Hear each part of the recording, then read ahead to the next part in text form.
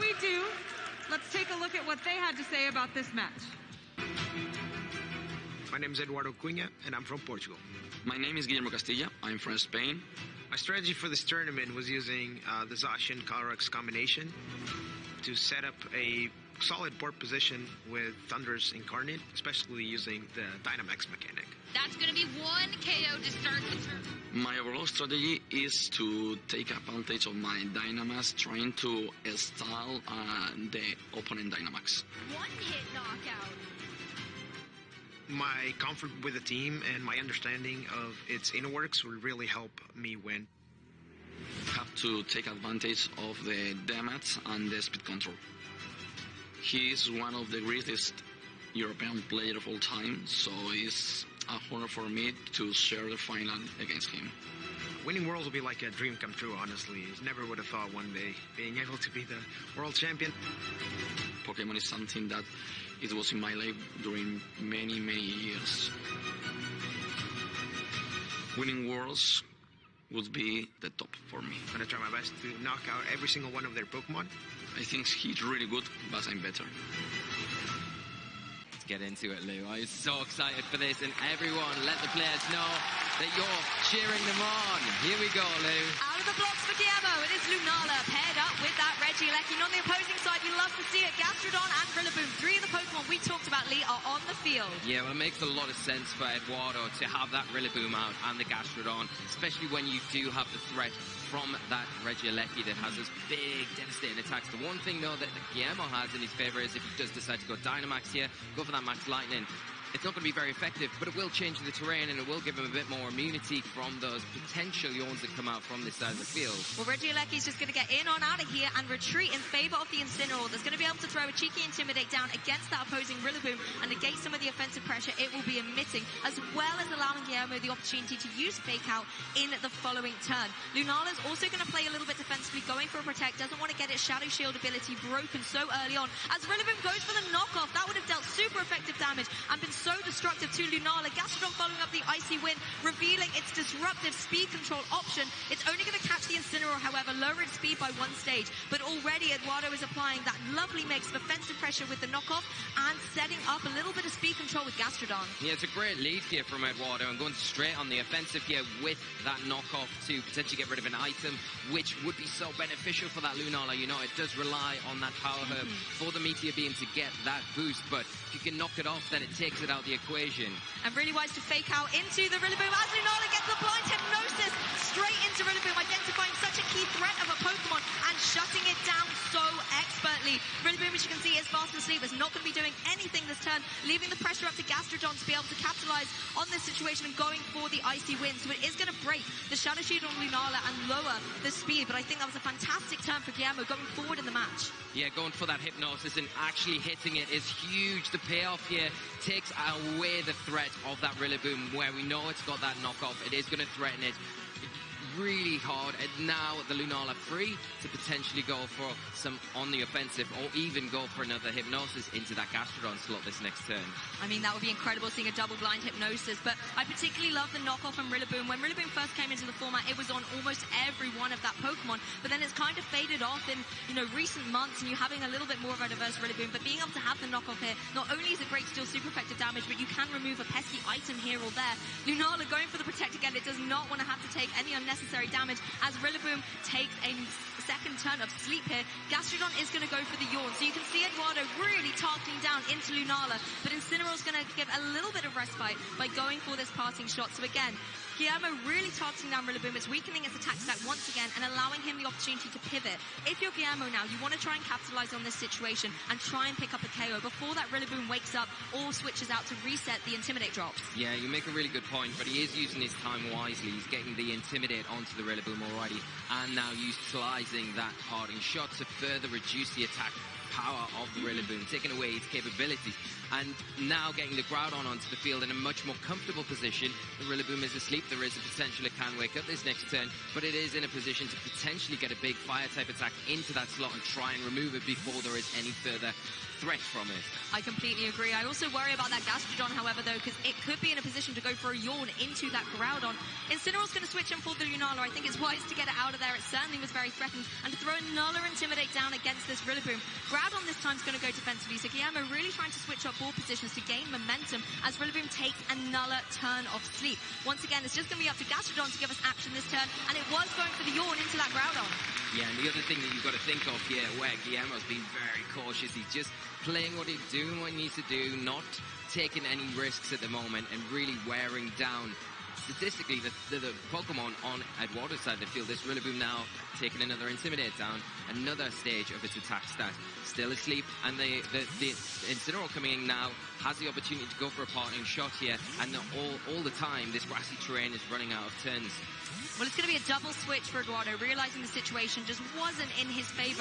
And I think resetting those attacks drops are really good for that Rillaboom. But it is always risky going for a double switch when you've got such an offensive powerhouse like Groudon on the field, because you could be taking some unnecessary damage. Incineroar's going to go for Fake Out into the Ghost type, so it's not going to be doing any damage, and clicks that Sword Stance button. Guillermo once again showing that he's not afraid to get the boost up on that Groudon. And now if you're Eduardo, you are forced to have to deal with this Groudon, otherwise it is going to get KO after KO. It's a great play here from Guillermo, because it puts an instant threat on the field after that Sword Stance. Now the Groudon is going to be hitting extremely hard and potentially picking knockups out on the opposite side of the field. It's got access to Max Quake, Max Rockfall, and you know, if it goes for either of those attacks into either the Calyrex or that Thundurus, it's going to be very threatening, and potentially, like I say, Eduardo could be down a Pokemon very quickly. I love this play by Guillermo. Like you said there, Lee, you could go for something like the Max Quake into the Calyrex, and then you're going to get that special defense boost as well to, you know, stop you taking so much damage from something like an Astral Barrage. On the flip side, though, you could go for the Max Rockfall and try and deal with that Thundurus. You'd also then set up the weather and start getting that residual chip damage with the Sandstorm. But we're going to see Gastrodon rejoin the field. Gastrodon coming back in here, and you know, the one thing that I did like there from Eduardo was that he was putting that Thundurus on the field to kind of mitigate almost the Incineroar being freely able to come in with the Intimidate or parting shot, because you get punished for it with that Defiant ability. But we do see the Gastrodon come in, and we see a Dynamax Groudon here from Guillermo's side of the field, taking full advantage of these Sword Stances. Yeah, first Dynamax of the Masters final here, and it is going to be that Groudon's Calyrex goes for the Will-O-Wisp though, and it connects. That is one way to deal and counter out with the boost that the Sword Stance gave that Groudon. It is going to go for the Max Rockfall though. I'm sure this is now going to catch the Gastrodon that has switched in, and a really nice adjustment by Eduardo, because Gastrodon's going to take that much better than the Thundurus would have. Yeah, great play here from Eduardo to really nullify the threat from that Groudon, getting that Will-O-Wisp, taking away those boosts that you've already got from the Sword Stance, and then the Gastrodon. Oh! Fantastic follow-up by that Incineroar, taking down the Calyrex to its Focus Sash, and thanks to the Max Rockfall setting up that sand, Calyrex is out of here. That's one of Eduardo's restricted down here, and a great play from Guillermo.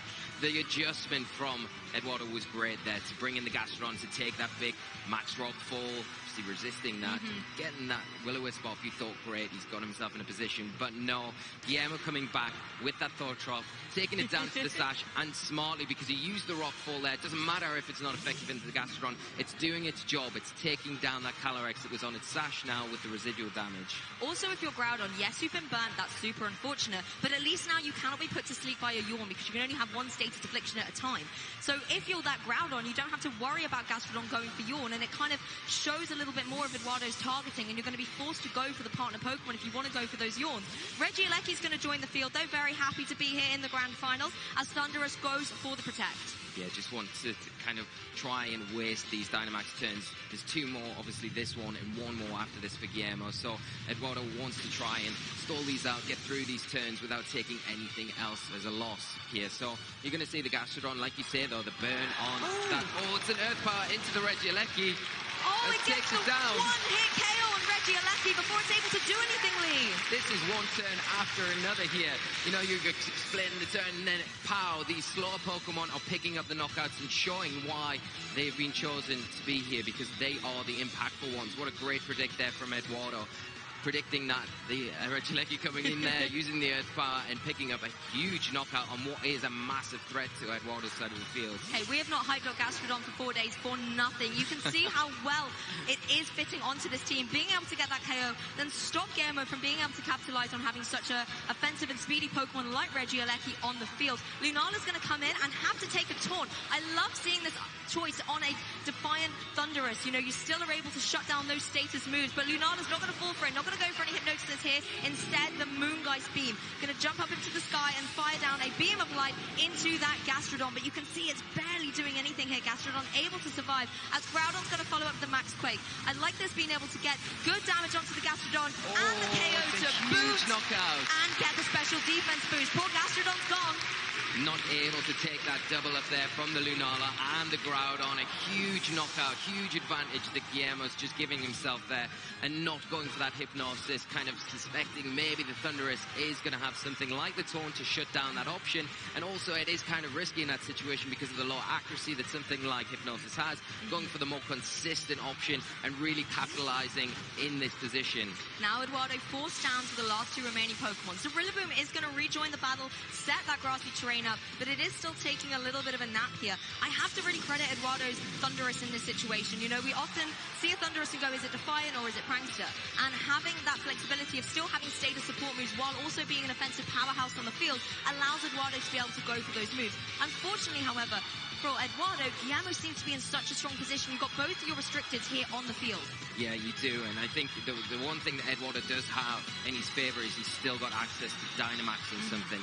Could go for either of these Pokemon that are sitting on the field right now. Probably not as favorable for the Rillaboom because is it going to wake up this turn or not? And that's always a question you've got to ask yourself. But also, if you go for the Thunderous, have you got the attacking options to hit that Groudon for super effective damage? Obviously, you can hit the Lunala for good damage with your Flying Electric and yeah, you could do some big damage with the Max move, for sure. But I think the Rillaboom might be high risk, high reward lead. As you mentioned earlier, with the move pool that it's got, it could go for something like a Max Darkness from that knockoff into the opposing Lunala. But instead, it is going to be that Thunderous. I think Eduardo wanting to make sure that if you're going for the Dynamax, you want to be able to go for your moves. Don't want to have to risk taking a turn of sleep. And the nice thing about the Thunderous on the field is, like we mentioned earlier, because of that Defiant ability that it's got access to, it's going to punish any time the Incineroar wants to come in onto the field and even further boost that Thunderous' attack. Well, that time will be now because Lunala has been KO'd. Guillermo's going to be forced to bring that Incineroar onto the field and will be able to get the Defiant boost on that Thunderous. So Eduardo picking the perfect Pokemon's Dynamax, and this Max Airstream is going to be so critical towards the end game. Groudon is going to go for the Rock Tomb, not get the KO though, and I really like this play by Guillermo because, as I was about to say, the Airstream gives you the boost, but the Rock Tomb takes it away. But again, the Defiant is really paying off here. I think the speeds are going to be interesting going into this next turn because if that Thunderous can stick around, it's going to be able to get a KO thanks to all of the attack boosts it's getting. And it's going to get another one as we speak with this Incineroar. Inevitably going to hit the field for Guillermo, going to activate that Defiant boost. And like you said, so important in regards to the speeds here because if the Groudon can outspeed the Thunderous here, it's going to be able to knock it out before it is able to do something. So kind of mitigating any of the Defiant boost. Doesn't really matter if you're going to give it the boost, if you can knock it out before it can attack. But on the other side of the coin, if that Thunderous is still faster than that Groudon in particular, then it is going to be able to do some big impactful damage this next turn and maybe put the Rillaboom in a position where it's able to close the game out. Eduardo got himself into a great position in this endgame that looked a little bit dicey earlier on. I mean, that's the thing. We saw the Thunderous move first in the previous turn, so it's very likely here, considering that you can't fake it out and flinch it as it's in its Dynamax form, it could go for a Nullamax Airstream, try and pick up a KO on that opposing Incineroar and leaving the Rillaboom to deal with the Groudon. It's going to go for the Grassy Glide, takes it just below 50% HP remaining as Thunderous can follow up with that Max Airstream into the opposing Incineroar. It's going to be able to get the KO! It's a huge KO into the Incineroar here, and that puts Eduardo right back into this game. Outspeeding the Groudon, like we said, is the biggest thing here. The Grassy Glide as well, doing some really good damage into that Groudon now. And for this next turn, we're going to have another Grassy Glide that's going to be able to potentially pick up the knockout there after that residual burn damage. And I mean, side relief for that Thunderous as well. The Sandstorm is gone because you can see it's taking that little bit of Life Orb recoil. If it was also taking that little bit of Sand Chip, then it could possibly end up KOing itself. It's not going to benefit from the grassy terrain as it's up in the sky. But I mean, what a fantastic way for Eduardo to put himself right back in the driving seat for these last couple of turns of game 1. Rillaboom just needs to go for another grassy glide, deal a huge chunk to that Groudon, and at the end of the day, the burn's going to be the last bit of chip to deal with Groudon if it's even needed. Yeah, and you've also got the Thunderous to contend with as well, with all of this Divine Boost, and Guillermo realizing that, conceding the first game, and Eduardo Cunha going 1-0 up in this first set of the World Championships VG Masters Final. One game down, potentially one more to go for Eduardo in order to take that title. Well, they're shaking things up a little bit. It's Zacian with the Thunderous for Eduardo. And on the opposing side for Guillermo, it is the Grimmsnarl paired up with the fan favorite Charizard. Charizard coming out here for Guillermo. And something he's not really leaned on too much in this tournament so far. So interesting to see that he's changing it up, going with his kind of plan B here, adjusting. And it's in a good position against the Zacian. But then you look on the other side of the field and there's that Thunderous there that really threatens it quite hard. But you do have as well the Grimmsnarl. It is known for having screen support, so it's going to be able to help the defenses of that Charizard, although it will be slower than both things on Eduardo's side of the field, so you've got to be aware of that. Well, straight out of the blocks here, Eduardo is going to go for that Dynamite. Judging by the item and, of course, Pokemon on the field, it's going to be that Thunderous. So, immediately applying great pressure with something like a Max Airstream in order to try and keep the speed advantage on Eduardo's side, particularly when you're facing down against something like a Charizard that can also go for those amazing Max Airstreams. It does look like it's going to be a Dynamax apiece, though, Lee. Do you think it's that Charizard? It's got to be the Charizard. I'd be surprised if it was Grimmsnarl, but I think it will be. Yeah, both players going for their Dynamax here, or Gigantamax here with the Charizard. It is hitting the field. There's no Sun Up, so it's not going to have that solar power boost, but it'll be interesting to see what item is played on that Charizard. Yeah, and I love the adjustment. Bringing Charizard into this game, too. You can get that G-Max Wildfire set up and start going for the residual damage. Grimmsnarl's going to help out as well with a scary face, reducing the speed of the opposing Zacian by 2 stages here. Thunderous is then going to be the first to move outside of that Prankster ability and going for the Max Airstream, and you can see that it is not enough to get the 2 hit on the opposing Charizard. It is, of course, going to give the speed boost to Eduardo, but this does still leave the Charizard in the position where it can go for some big damage with that G-Max Wildfire. It's going to fall down onto the opposing Zacian. It is not enough to get the KO, but the residual damage will, Lee. That's a huge survival here. The Zacian getting that speed drop, so you think, oh no, it's in the worst possible position. It's not going to get any attacks off here, but it is, and it is able to go into that Grimmsnarl and pick up a big knockout, Lou. It may be slow at the moment, but Zacian is still powerful. Gets the 1-hit KO on that Grimmsnarl. That now means Guillermo doesn't have the utility to set up things like a Reflect or a Light Screen. Zacian will go down to that G-Max Wildfire, so a big KO apiece very early on in this game too. But the critical thing here, Lee, is they now have the option to bring a Pokemon in from the back. Yeah, they do, and it'll be interesting to see what both players have kind of opted for this time around compared to that first game, because they've obviously mixed things up a little bit from that first game. But a big turn here. Both players kind of going straight in turn 1 with those Dynamax, the Gigantamax, and both players losing a pretty pivotal Pokemon to their side of the field, you know. The big thing for Guillermo is he's got no speed control now other than Max Airstream. But if you're going down the Max Airstream route, the Thunderous is already ahead of you, and it's already got a Max Airstream onto the field. Yeah, we're now in a dangerous position for that Groudon, you know. It's great that it's coming in and throwing the Sun on the field to help Charizard out, using its solar power ability to boost up its moves. But we saw in the previous game how that Shadow Rider Calyrex that Eduardo has now brought in was able to just shut down that Groudon with a Will-O-Wisp. So if you're Guillermo now, do you play a little bit defensively, or do you maybe try and call a hard read and go for that Sword Stance?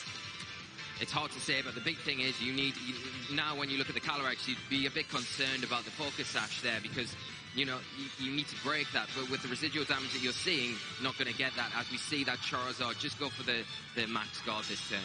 Yeah, so Charizard not taking any damage from the Max Lightning or the Astral Barrage, but Groudon is going to have to take a little bit of damage. Does about a third there, and is able to fire off a Precipice Blade. Now, I love this play. You're not going to hit the Thunderous, but you're going to do a significant chunk to the Calyrex, but it doesn't look like it's going to be enough when paired up with the Wildfire to actually get the KO. So Calyrex is going to hang around a little bit. Yeah, it's going to get another opportunity to fire off another Astral Barrage if it wants to, or go for another option, potentially, that's carrying. We have seen that Will-O-Wisp, it can threaten the Groudon. If you can land that again, you really shut down the kind of offensive presence that the Groudon has. Thunderous is going to go for a Max Lightning, this time find its mark on that Charizard and get the knockout against it. Big KO there for Eduardo, leaving Guillermo with just 2 Pokemon remaining. Groudon's still out on the field, and the electric terrain is going to be set as well. Yeah, and now the Calyrex is going to be able to get a single target Astro Barrage. It's going to be more powerful than that spread attack into this single target Groudon, and will it be enough to pick up the knockout? This could be huge and swing the momentum into Eduardo's favor. The single target Astro Barrage will not get the KO. It survives! It goes for the Rock Tomb, able to just hang on and deal with that Calyrex. Calyrex is out of there, but I mean, what a precarious situation for Groudon. Thundurus still being so formidable as well. I mean, wow, what a turn. My heart is racing. Both trainers are just trading blows at this point, picking up knockouts left, right, and center. And here we go, the Groudon survival. They're able to get the knockout onto the Calyrex. It's huge. Just out of, obviously, with the residual damage, they're helping out a bit. But both players now down to that last 2 Pokemon. I mean, Incineroar is not the Pokemon you want to bring in while facing down against that Thundurus. It's going to be able to get a Defiant Boost thanks to Intimidate being thrown down against it. And with the speed that Thundurus is applying at the moment, it's going to be in a great position to deal some good damage to something like this opposing Incineroar that we saw kind of play out towards the end of Game 1. The one issue we've got, though, is the Dynamax turns are over. You can now go for a fake out into Thundurus. You can, yeah, and you've got to keep in mind that residual damage will be stacking each turn as well for the next couple of turns, so that has to be kept in mind from Eduardo. He does have Rillaboom on the field, though. The Grassy Terrain is up. He has got access to Grassy Glide. Can go for it into that Groudon. You remove that, you only need to concentrate onto that Incineroar. Ooh, Rillaboom going to go for the fake out into the opposing Incineroar. Thundurus files out with a Wild Charge. Not going to be able to get the KO, but of course Incineroar's not going to be able to move in this turn as Groudon goes for the Rock Tomb. Really targeting down the Thundurus and will be able to get the KO. It's just Rillaboom against Groudon and the Incineroar. Do you think Rillaboom's got enough, or are we going to see a Game 3? This is going to go right down to the wire here. The Groudon on minimal health, but able to get the knockout onto that Thundurus here. And the Incineroar not in a great position, but is it in range from something that the Rillaboom's got? Maybe something like that high horsepower. Can it go into that slot, pick up the knockout, and then survive whatever the Groudon's able to throw out onto you to pick up the knockout the next turn with the Grassy Glide? Problem is, if the Groudon has got access to big fire type attack boosted by the sun, it will be able to potentially pick up a knockout onto the Rillaboom depending on how it's trained. Yeah, Groudon just going for the Rock Tomb. Doesn't seem to be carrying that fire-type move into the Rillaboom. Does a little bit of damage, of course, reducing the speed of that Rillaboom, allowing the Incineroar to go first in the sun with a Flare Blitz into Rillaboom. Gets the KO. We are in a Game 3, Lee. Here we go. Yeah, there we go. Swinging that momentum back to bring this game back. Tying it up, taking it to a Game 3 here. And speaking of Charizard, it's back. Paired up with the Grimmsnarl once again, and Eduardo has gone for the Thundurus and Zacian combination for this Game 3. Yeah, same Pokemon out for this Game 3, so both players very comfortable with their choices here. Got the same situation again with the Charizard. It is putting a lot of, it's threatening that Zacian. But without the sun, we know the Zacian can survive the big G-Max Wildfire, at least get an attack off before it goes down. So that's something to consider, maybe adapt, change a little bit going into this turn. I was going to say, I'd probably love to see just the Rogue Groudon switch in, but not happening here. It's going to be a Dynamax on that Thundurus. Going to be playing out very similarly to the way Game 2 is here. Both of these trainers decided to Dynamax very, very early in Game 2 and apply that offensive pressure straight away. We see the Dynamax for Eduardo, but not for Guillermo in this turn, instead opting to go for a Protect and play a little bit defensively. Coming back onto the battlefield, Grimmsnarl's going to set up the Reflect, and I really like this adjustment. The Scary Face wasn't too beneficial in the end. Being able to get the defensive measures up are going to protect you from both of these physical attackers on Eduardo's side. Behemoth Blade comes out from the opposing Zacian, however, it will connect onto that Grimmsnarl, but with Reflect in play, it's still not going to be able to survive. No, it goes down, and that, I think that the decision here, Guillermo's like, if the Zacian stays on the field, which it will this turn, I'm protecting with my Charizard, I have to get some more out of it. I didn't get any value out of it that last game because the Scary Face, it was gone after the Zacian kind of was knocked out. Now you've got the Reflect in play against these big physical attackers. It's way more impactful, especially protecting your Charizard that you saw obviously taking the Max Airstream there that turn, but not taking as much damage as Guillermo would have been taking that previous game without the Reflect. I mean, this is where things could change slightly. You've got the stun on the field. Charizard could be in a position to go for that Gigantamax and put down big pressure with a G-Max Wildfire, try and deal with the Zacian. But the issue is Eduardo has got such speedy Pokemon at the moment. Something like a Max Lightning followed up by Behemoth Blade could be enough to completely remove that Charizard from play. Yeah, and that's the you know, if you get a Max Lightning into that slot, you've got to be very aware. But the Reflect gonna at least help you take that a lot better. And then you get that the G-Max Wildfire off. You're a bit later on in the game as well when you decide to go for the Gigantamax, if it is a Charizard at all. You know, you've got an extra turn of that Gigantamax because you kind of protected the last turn, whereas, you know, Eduardo's got this turn with his Dynamax Thunderous and then one more turn, and then that's the end of it. So he needs to really make sure that he's getting the most out of these turns while it's still intact. And it'll be interesting to see if Guillermo is indeed going for that this turn. I mean, you're right. Picking the time to click that Dynamax button can be so critical. And even though Eduardo's already gone for it, Guillermo held back a turn, and Gigantamax Charizard is now going to be on the battlefield applying pressure, doubling up its HP stat to give it the extra bulk it may need in order to survive a double up. If you're Guillermo, you want to get the G-Max Wildfire out on the field. Zacian is going to move first, going for that Behemoth Blade. Now, even though it's not necessarily super effective against the Charizard, it's still in its Dynamax form. It's going to do a good chunk of damage and possibly put it in a vulnerable position to take a super effective attack like the Max Lightning. Thunderous goes for it. Charizard takes it, but is not able to survive. It's down. That is a huge turn. I think you were banking on that Charizard surviving here. It was slower than both the Pokemon on Eduardo's side of the field. If the Charizard was able to survive through that Reflect, then it would have been able to get an attack off and really swing that momentum back into Guillermo's favor. But unfortunately, that was not the case. Now that huge Behemoth Blade able to get enough damage where the Thunderous able to capitalize and pick up the knockout and not have any impact from that Charizard at all. I mean, the crowd is going wild here with 2 turns in, 2 KOs down for Guillermo, and Eduardo in such a strong, commanding position to try and take the title. Yeah, and now it gets a little bit worse as well with that Thunderous's Defiant ability activating, getting an attack boost from the Intimidate on that Incineroar. And the difference is this time around, Eduardo has still got that Zacian on the field and a very healthy Thunderous now. Boosted attack, it's going to be doing a lot of damage into that Incineroar. Well, Zacian, I think, wisely going for the Protect here. You've got Fake Out on the opposing side. You don't want to be accidentally finished, but there's no Fake Out, actually. It's just going to be a Max Airstream into the Incineroar. Not enough to get the KO, but again, Eduardo just dealing so much damage against Guillermo that there isn't really the respite to have any option for recovery. Speed is obviously going to boost up on Eduardo's side as Groudon goes for the Rock Tomb, trying to counter that speed boost, but just dealing such insignificant damage. Thunderous is just in such a healthy position with another Defiant boost that it is so strongly positioned to get a KO on this next turn. That's it. Incineroar has something to say about it. It's like, I'm sorry, Lou, no. I've had enough of Thunderous. Let's get it out of here. I want a KO too. Yeah, and you see that the double up really nice as well. Obviously taking advantage of the turn where there is Fake Out pressure. That's why we saw the Zacian protect there, not do any damage this turn, and really Guillermo capitalizing on it. And he has to capitalize like that every turn going forward now. Unfortunately, the Calyrex Shadow Rider now hitting the field, which is going to be faster than both that Groudon and the Incineroar, and the Zacian in a position to potentially pick up the knockout here, and the double up onto the Groudon looks like it's incoming. And in contrast to previous matches in this set, we know the focus attack is on that Calyrex, but there's no Wildfire and no Sand to chip away at it. So if you're Guillermo, you have to double into it to remove it from the field.